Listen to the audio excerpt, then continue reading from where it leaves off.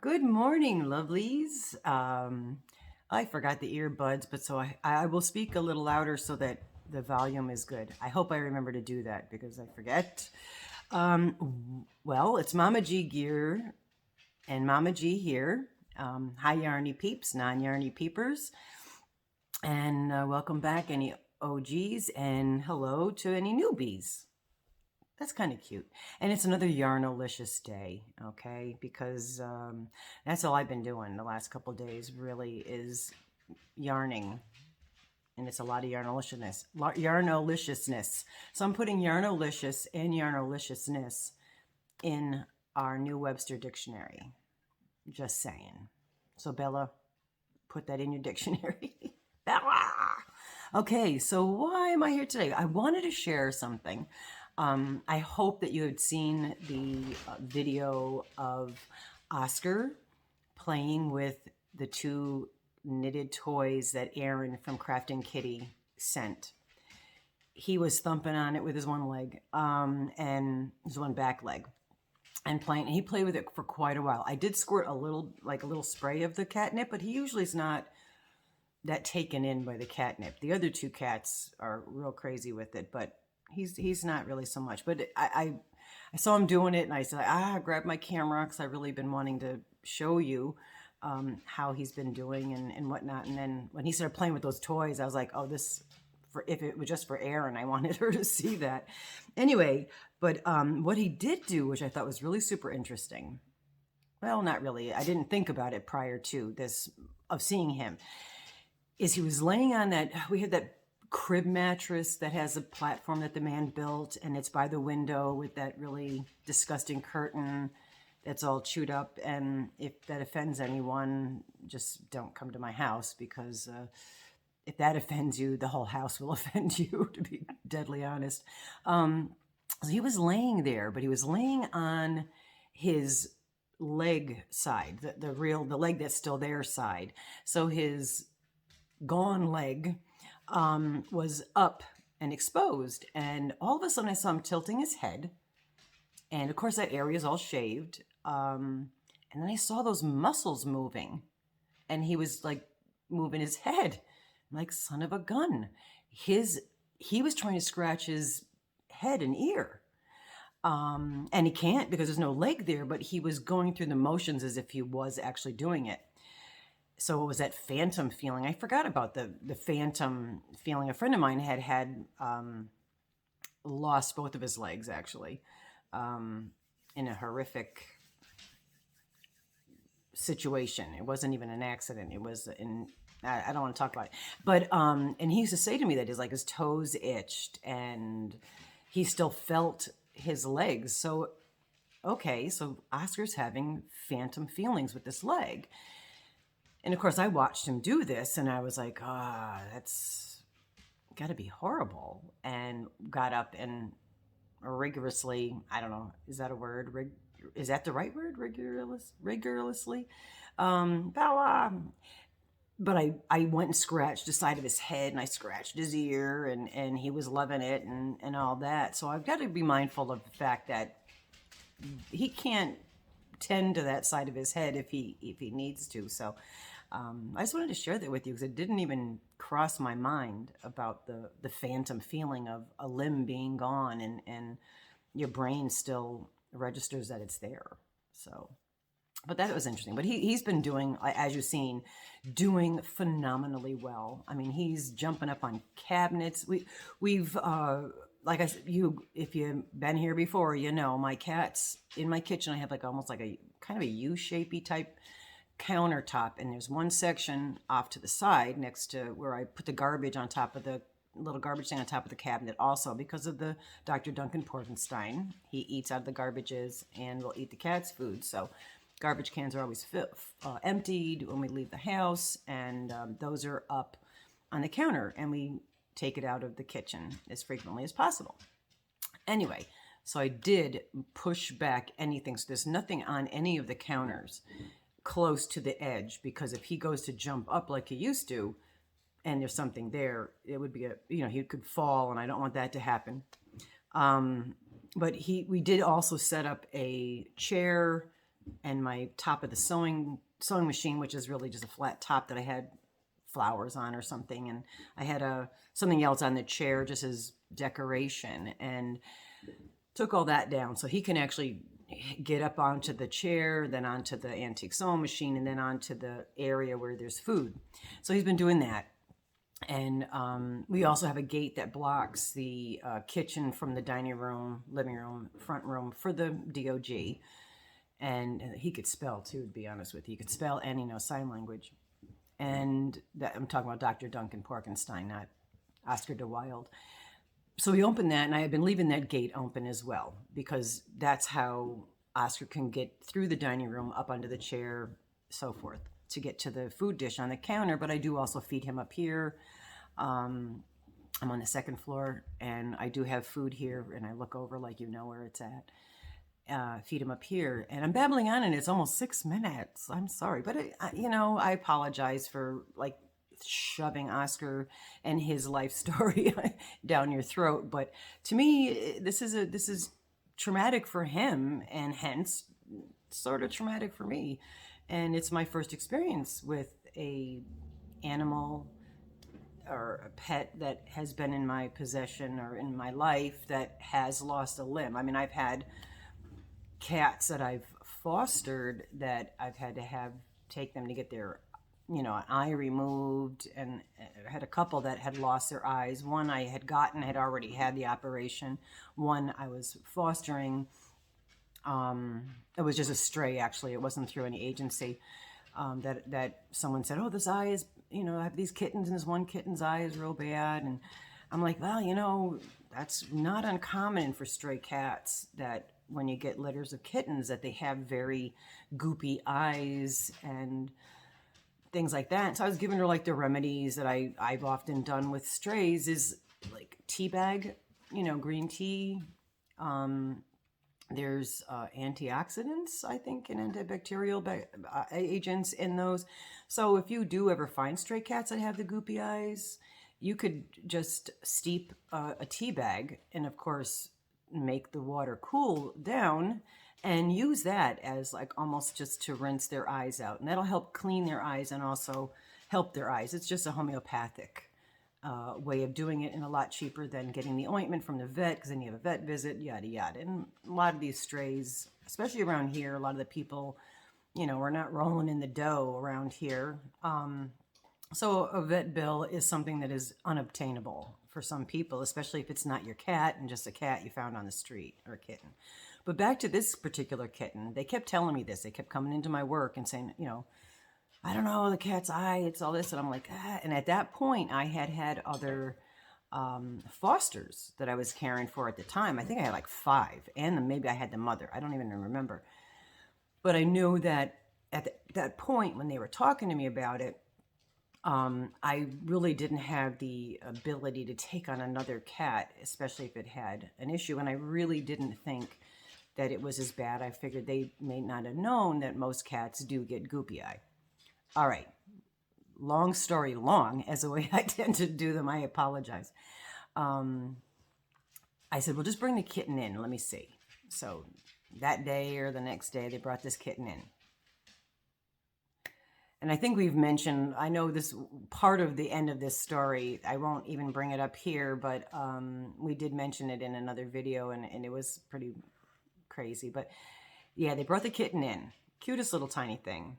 And its eye was beyond just the normal stray cat goopy eye issue. It was bulging. It was bulging, and please, if this something like this is going to gross you out, just plug your ears and go, nah, nah, nah, nah, nah. But it was protruding out. It was very infected. And immediately, I had brought my crate with me, my little carrier and everything and whatnot. I usually kept that in my car anyway, in case I came across any little kittens in need, or animals in need. And I brought it home and did all the things that I needed to do, kept cleaning, but it was clearly very infected. And then I'll just allude to the story, because leave it up to your imagination, which might be even more creepy than reality. But yeah, so I was on the phone. I had the phone, on my shoulder. I'm chatting with Rusty, and I'm tending to, we named it Winky, Winky. And I'm, as normal, I'm usually barefoot.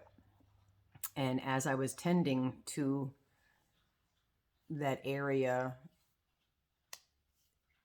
something fell on the floor and I stepped on it and it got stuck to the bottom of my foot. So anyway, let's think of something more cheerful. Anyway, Rusty hung up on me. She was like, ah!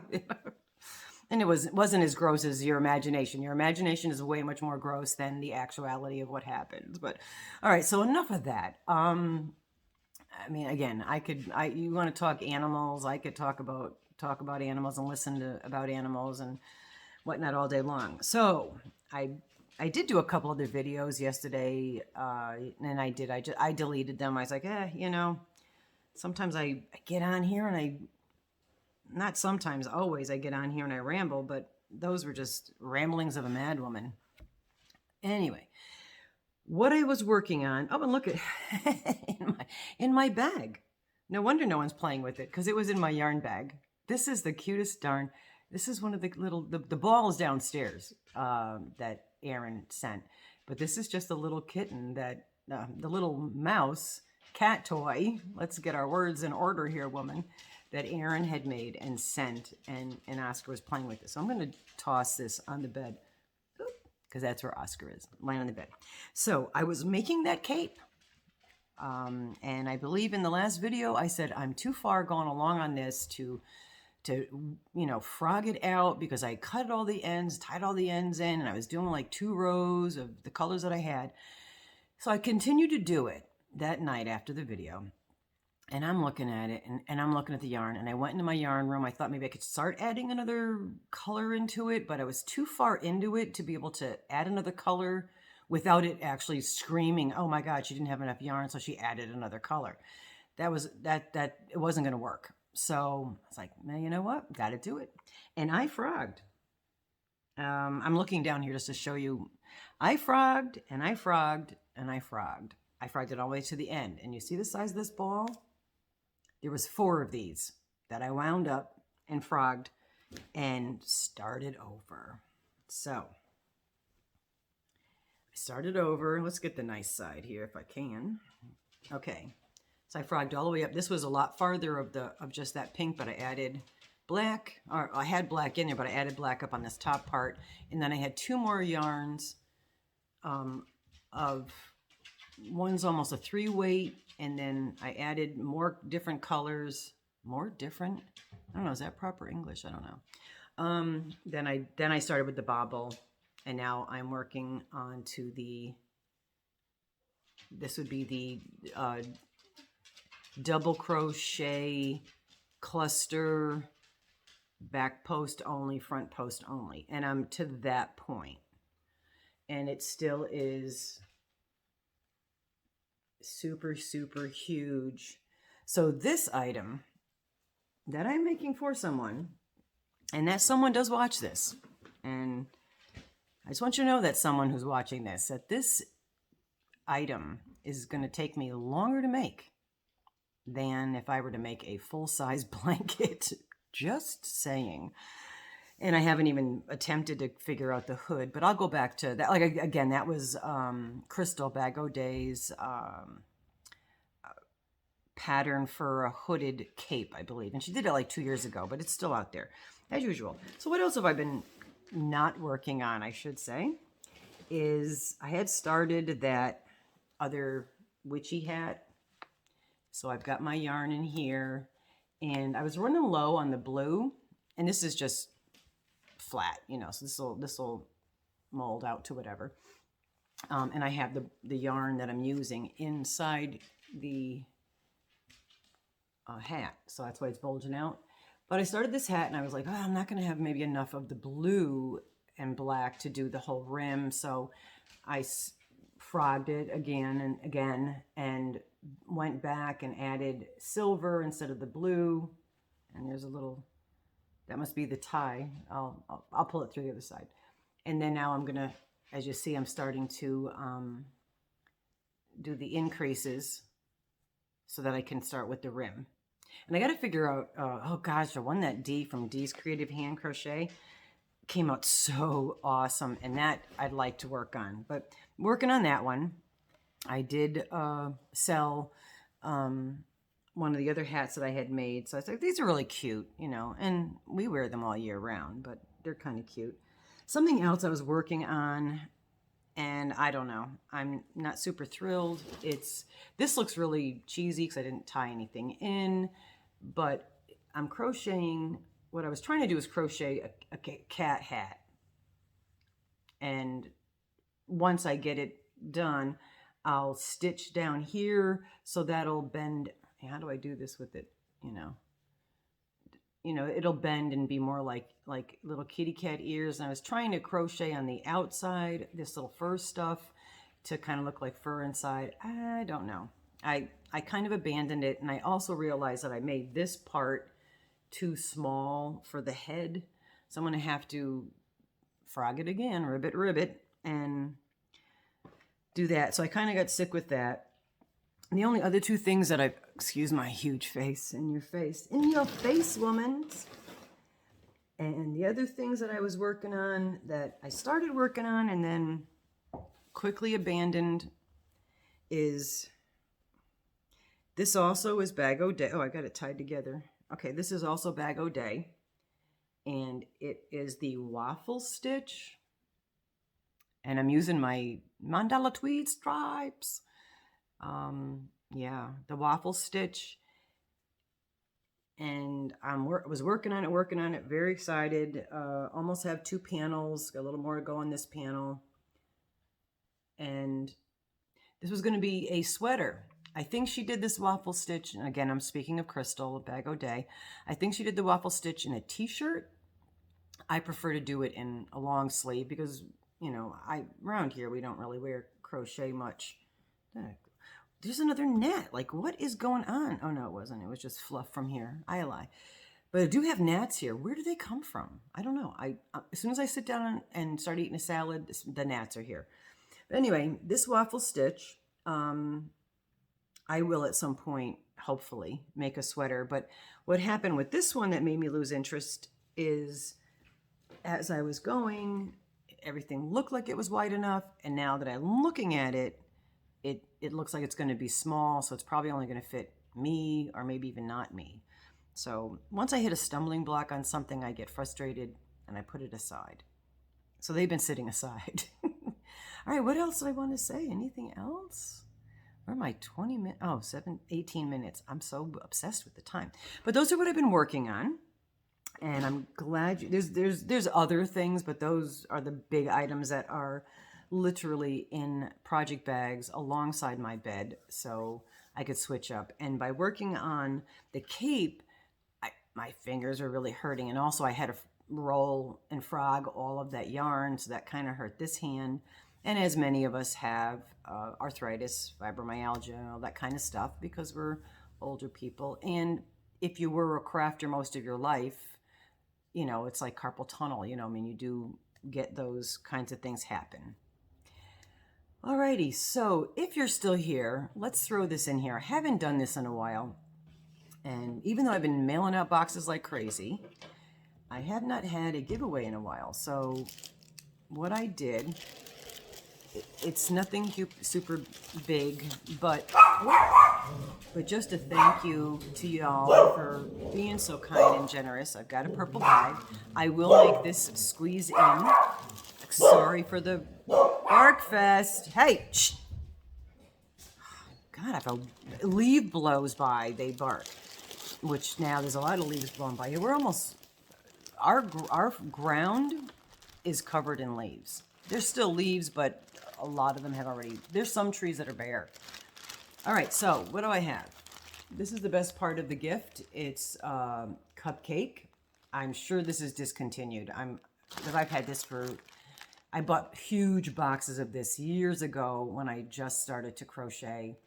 And it was a, you know, to what I thought at that point was a great deal. So I bought them. I'm really almost out of these.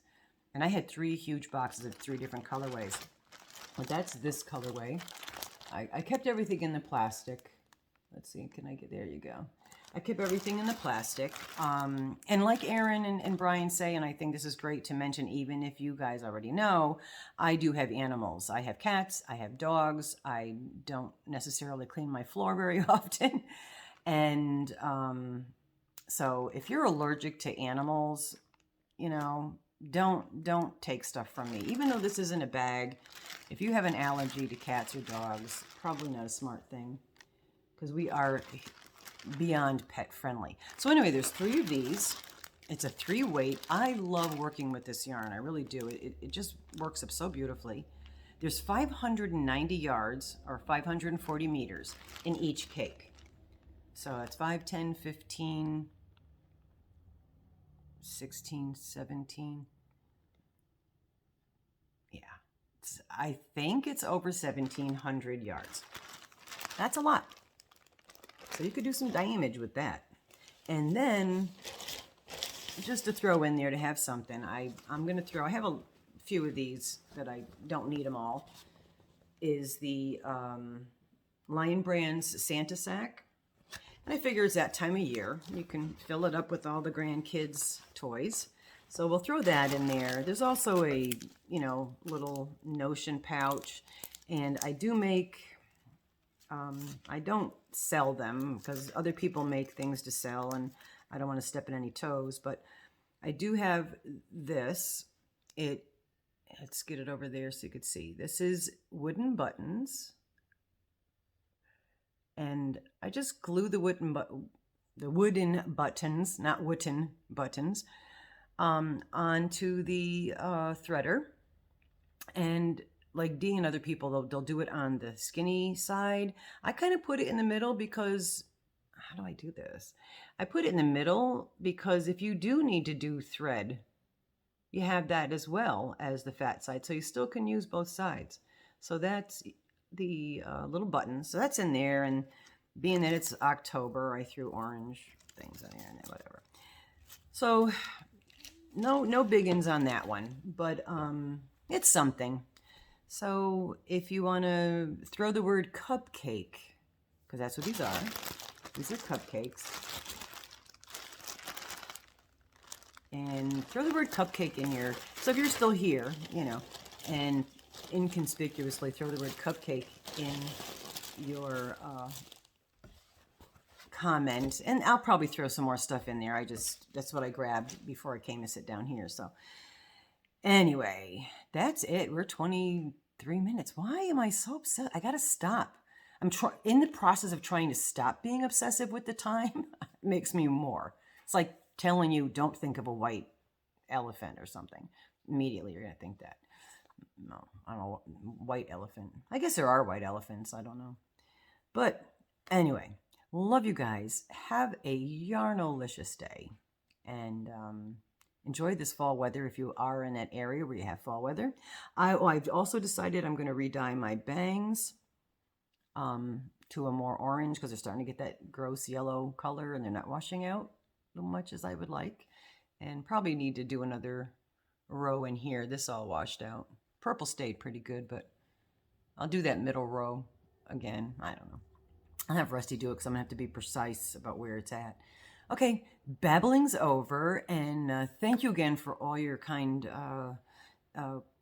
prayers and positive vibes to Oscar. He's doing so wonderfully well, and thank you for caring because he's my baby, you know. One of them anyway. Got lots of them. Human and animals. But I will talk to you soon. Love you guys, and have a great day. Have a Yarnolicious day. And I'm going to get back to this darn cape that I'm working on. Anyway, but bye for now.